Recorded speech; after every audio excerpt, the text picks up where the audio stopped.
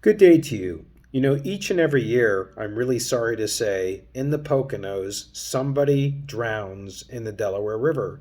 Usually it's a young person, and often it's a situation where somebody has been dared to swim across the river to New Jersey or they've been drinking. And when the police and the media come out to rescue the situation and handle it, they usually do not show the body. In fact, I've never seen a body shown that is drowned. And yet, year after year, the drownings continue. So, a question for you is why do media choose not to show the body of a drowning victim? It's because it's convention. In our culture, we assume that families would not want to see that. We assume that that would not be appropriate to show on a television, especially during family mealtime. And yet, I ask you again, the drownings continue. What would happen, therefore, if a body was shown, however painful that is, to show the true horrors of drowning in the Delaware River? And that is the question that I'm starting with today because it's an ethical question. It's a question that involves ethics. And ethics are not easy to navigate through. They are filled with thorny issues, and you never oftentimes really believe that you've come down quite on the right side. So we're taking on our final chapter in Intro to Mass Media. We're taking on media ethics. And let's distinguish between ethics and morals. So morals are individual beliefs that have values to them, and those morals can come from a larger belief system like religion or nature or family tradition. But ethics are different. Ethics are also morals and values, but they come from a body of study. That is to say, when you study ethics, you are studying the field of ethics, and you are equipping yourself with some of the greatest thinkers that have walked on this planet in terms of sorting through really difficult issues in life. And so that's what we're taking on today. We're going to cover some major ethicists, if you want to call them that, philosophers, that's really what they are, who spoke about ethics. And these ethics are guiding people every single day, not necessarily on the face of it in mass media. They're guiding people towards choices. People are not necessarily saying, oh, I'm thinking this of this philosophical thinker. But if you want to have a true ethical framework to be able to follow and navigate through life with, including choices in the media, you should be a learned and an informed person based on your study of ethics. So the first person we're going to talk about is Aristotle, also known as the father of communication. And he was actually the student of Plato and the teacher of Alexander the Great, who was the greatest military commander during that time period. And so he comes from a long lineage of studying different subjects. And Aristotle came up with an ethic that he called the golden mean. Aristotle's idea of the golden mean is to try and find your way in between excesses in life. On one end of a spectrum, you could have, for example, cowardice, as Aristotle noted. Cowardice is being afraid to take action. If somebody speaks a racist term on television and you don't call the television station or you don't email the station and say this is inappropriate, and yet you feel that it is inappropriate, that may be considered cowardice. The other side of the equation is maybe impetuousness, that is acting rashly, that is calling up and yelling somebody at the television station, perhaps because you are really upset. Aristotle says that a person who has an ethical background following the golden mean will have a middle ground, will have a golden mean, and that is going to strike a balance between extremes. And so maybe you're not going to have cowardice on the one hand and you're not going to have impetuousness on the other hand. Maybe instead what you're going to have is assertive action to take care of the racism that you saw. Much of Aristotle's application of the golden mean has to do with the character of the person. A person that has to have a good character and a character that is constantly finding a golden mean in life. Next up is a philosopher named Immanuel Kant. He comes from Germany. He's living in the 1700s, whereas Aristotle, by the way, I forgot to mention, was in ancient Greece in 350 BC. Immanuel Kant says, morality lies in the actions of the actor, not in the actor itself. And so Immanuel Kant is moving away from the character of the person, and he says that you should see people as ends, not as a means to an end. That is, you should treat people in and of themselves not as a way to get somewhere else. His particular ethical perspective is called the categorical imperative. The categorical imperative. The categorical imperative says that there are certain truths and values that are not negotiable. They should be existing for everybody. And so let's say, for example, that your boss, you're a reporter for a newspaper, and let's say that your boss has asked you whether you parked your vehicle you parked your vehicle in a parking spot that was illegal. And you said, no, you didn't, even though you did. And you did because you saw a story going on, a potential story. Let's say it was a robbery at a 7-Eleven or a robbery at a convenience store. So you wanted to park in the illegal parking so that you could be there, but you knew that it was illegal, so you didn't tell the truth. Well, Kant's categorical imperative says that you must always tell the truth if that's what you choose to make your categorical imperative. You cannot worry about the consequences of your action according to Kant. You cannot worry if you're going to get, for example, fired for telling your boss untruthful information. Next up is John Stuart Mill. John Stuart Mill is an 18th century British thinker, and his ethical perspective is utilitarianism. Utilitarianism is known as the greatest good for the greatest number of people. In other words, it pursues that which causes the least amount of pain. That's the idea behind John Stuart Mill's. And you can see this at play. If I were to say to you, I'm going to leave the room and I want you to go on Pandora and I want you to find some music that everybody in this class can listen to, assuming that everybody is in the room. If I were to come back in the room, I very much doubt that you would be playing hip hop. I very much doubt that you would be playing country. I very much doubt that you would be playing rock and roll. Probably what the class would be playing would be top 40, because it is the least objectionable form of radio programming given the audience.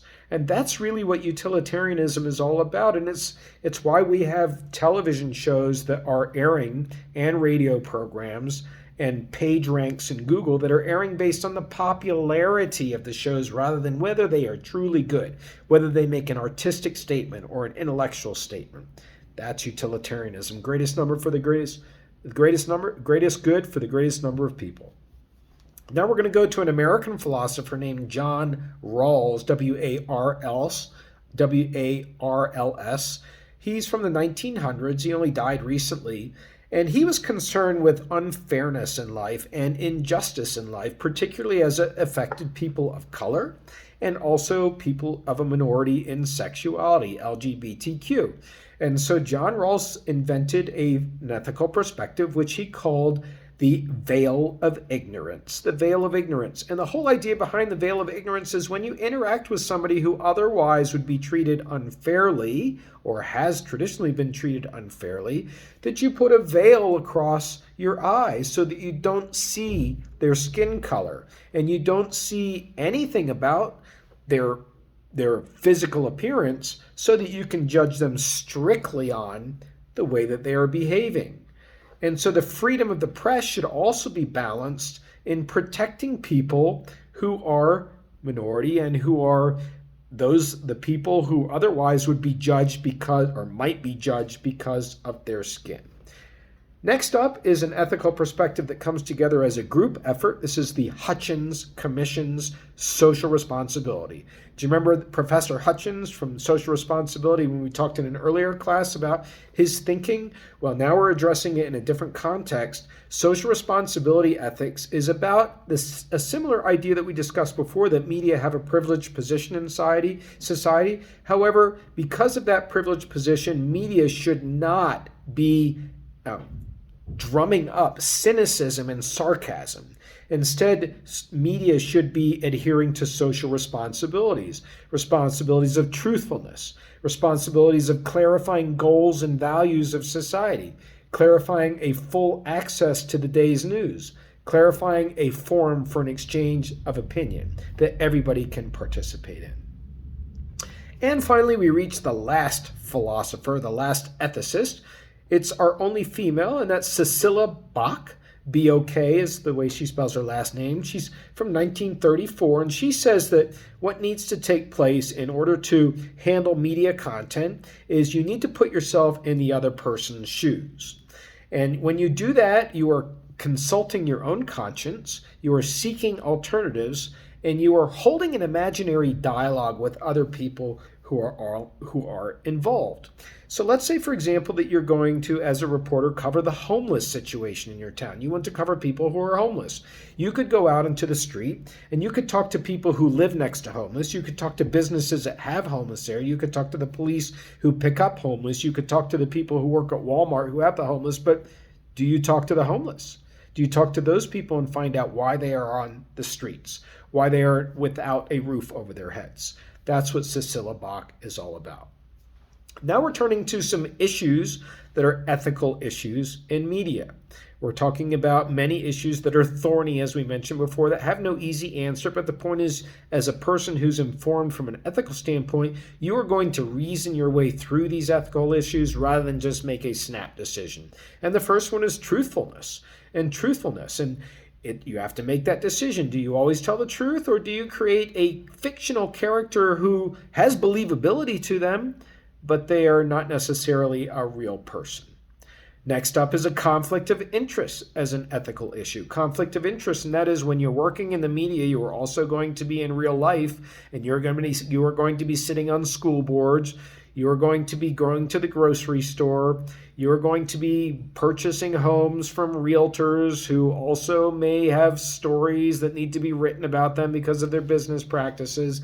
And that's what conflict of interest is speaking to. It's that as a person in the media, you don't have a conflict with your interest. Your interest is not towards a financial reward that you're seeking versus a person that you may be covering to get in the news. And in fact, many news organizations have ethical guidelines for their journalists that include you cannot accept more than a $25 gift from a person at Christmas time or for your birthday, because then you would feel beholden to them. Next up is sensationalism. Sensationalism has to do with the kind of media content that we have today, because the media are seeking the largest audience possible.